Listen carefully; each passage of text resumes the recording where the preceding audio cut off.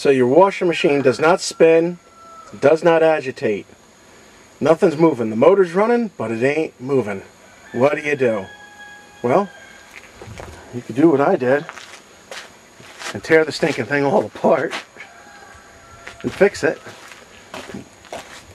What the problem is between the motor and the gearbox, which some call the transmission, in there, this little piece right in here, this little cog, it breaks. And it busted.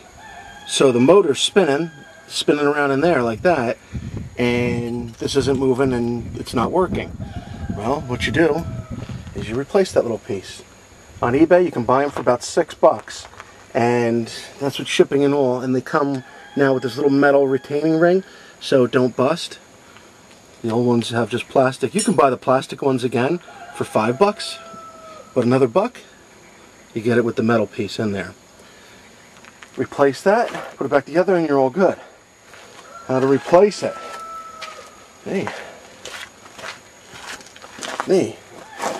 your end caps. Pop them off, and you have a screw right down in here. There's one on each side. Take that screw out, and you come over this end cap, pops up, off, and you take that screw out. Alright, I'm going to set that down there.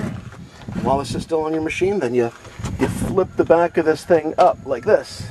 Ta-da! Unplug this wire right here. And that goes for your lid, for the sensor, the switch that tells that your lid is open or shut.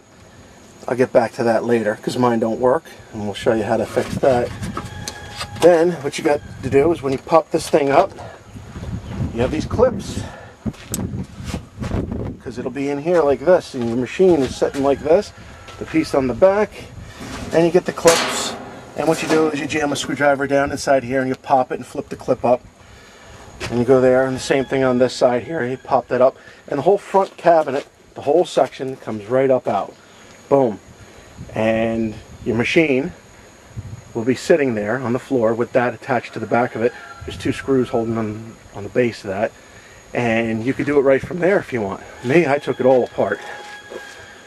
Once you get it apart, you pull the motor off, and you unplug the wiring harness, pop right off the side of it, and there's 2 plugs here, pop off of here, and you have 2 clips that snap down over top like that and are holding that in, and there's 2 little screws that go in here holding the clips on so they don't go nowhere. You buzz them out, snap these off, and there's one on one side, one on the other, and disconnect that tube from here. This is the pump, spins the water out. You pull it out, you're going to have water coming out, so get ready for the flood, and you should be able to separate this right off of that. When it comes off, you'll see the piece is busted. This is the piece that came off the motor side. That one was good, that one was not broken. It was the side that went on to the transmission that was busted, like this. And they just shatter and come apart. When you get a new one, you get it, like I said, $6 on eBay. You get this metal retaining ring thing here. And I don't know if you can see it, there's a little dot on the top of the thing there. See it? Little dot. And that one's got a little dot too. And you line the dots up, so when you're lining the motor back up, it goes right in. It's all good. When you go to put them in, inside, see a little tab thing in there. See it? It slides on like maybe a quarter of the way, and then it won't go no more. So, what you got to do is you got to tap it on. But, much for editing today. You tap it on, you hit this plastic piece, you're going to bust it. So what you do is get yourself, since it's a Kenmore washer, we'll be using a Craftsman socket, and line it up, and right over top of the middle ring, and tap on the back of it with a hammer, and boom, it goes right on. What I like to do is do it with one hand. Actually, see if we can put this up on a tripod. That's what I like to do. I like to put it on a tripod. Alright? And there. what I like to do is use anti-seize lubricant. Grease it up. Ladies, just think of it as a Vagisil for nuts and bolts. What you do is take your piece, slide it on, goes on the quarter of the way, ain't going no more. Alright? Take your socket and your hammer, put your socket over top of it, and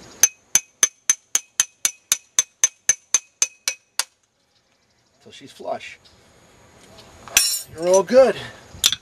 You're all good to go. Put your rubber insulator on.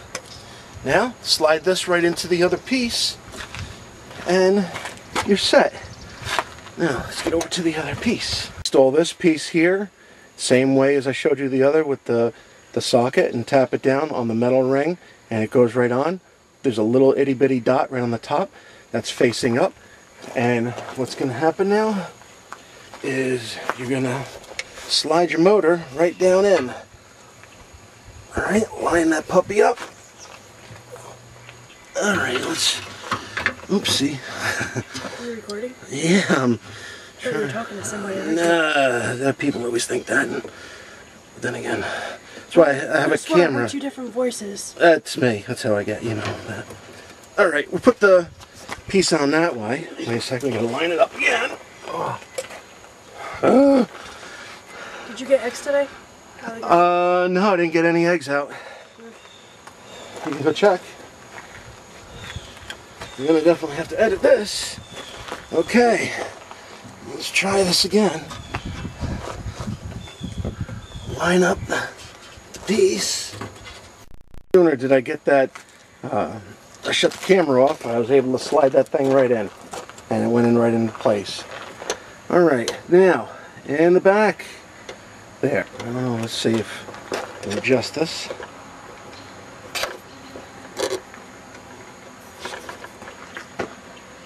There goes the town truck. Okay. Alright. Now, got it to go back into place. Snap the rubber hose on. I'll move the clamp up to clamp it. And that's kind of holding her in place. And you have 4 insulators on this motor that's holding her up in there. But way down in there, you can see there is a piece where this clip goes down into. And it goes in. It goes in sideways, and then you turn it. So you go all down in there. Goes in sideways, and then you flip it up. Kind of hard to do when you got a camera in hand.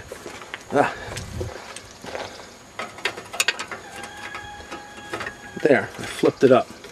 Now, once you flip that up, push this down, you snap that sucker over top, like that. And a screw goes right in there. And that holds that right in place. That's what holds your motor on. Do the same thing right here. Actually, I might as well just do this one. This one's a little easier to show. You hook this in sideways, and you flip it, and you snap the stinking thing in. Like that. And then the screw goes in there. Your motor's in place. Of course, everything's all back together. Snap the back on, which wasn't really that big of a deal. And there were 2 screws. There we go. I had talked about before. 5/16 heads. And that's what holds it up. Holds the back on, actually. I figured, you know, if I can do this on a rock, you can do this in your laundry room or in your basement or wherever. And there shouldn't be too much of a problem.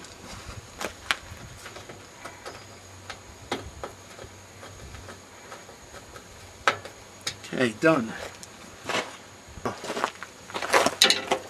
Snap your wiring harness in. See, how's this thing go? Okay, there's your tabs. This goes in, and what goes over top of this piece here? Like this. Like that. Alright, and then you have these 2. There's your bottom one. and your top one.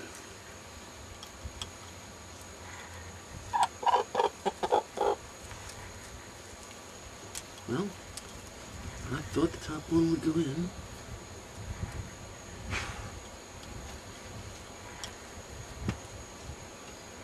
You know how it's never as easy in real life as you see in the videos. Straighten them tabs out. There we go. So your wiring's done. From the back of the machine underneath and right to here. And this rubber piece goes right on top of that. And you take a pair of pliers and you just give it a squeeze. And yeah. Well, you get the point. The clamps are on. Everything's all set. We flipped the back up. We're ready to snap the casing right on top of it. One little thing to show you before we do that. You got 4 spots, little tabs. You got 1, the little tabs are metal. 2, see it sticking up? And 2 more on the other side, makes 3 and 4. And where they go is down inside here. Let's see. We'll zoom in. Little rectangle down there. That's 1. 2, that's a back one, 3, and 4. So you basically slide this casing right over top and snap it right into those 4 tabs. It just sits right on there and right up against the back. Now, if I could do this by myself, put a pit bull standing in front. Come on, get Miss.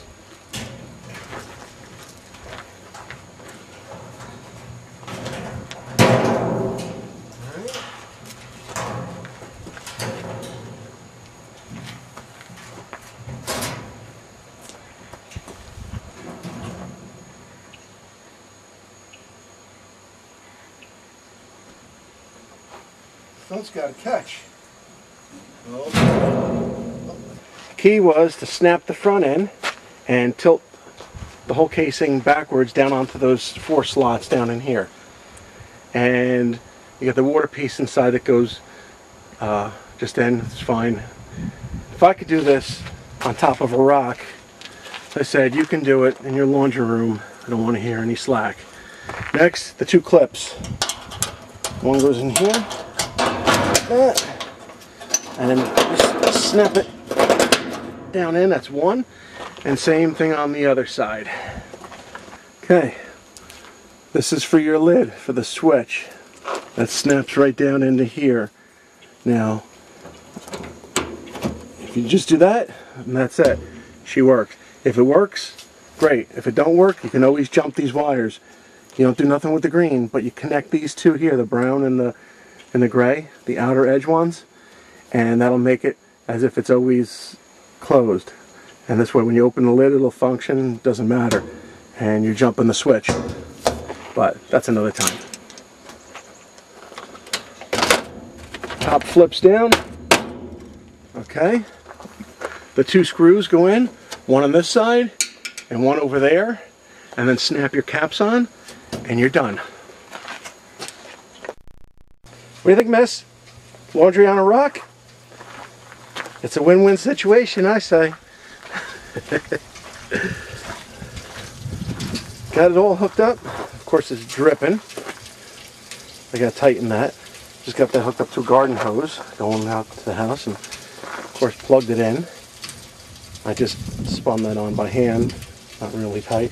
Got to do something with that drain thing. I'll hang it over this boulder here and see how it works. I got a feeling she's going to work like a pro. Well, she's filling right up. Oh, there she goes. She's working. I even put some soap in her. There goes my undies. Some washcloths. I got my shirt down in there. A pair of shorts. It's all fixed. And that's how you do it.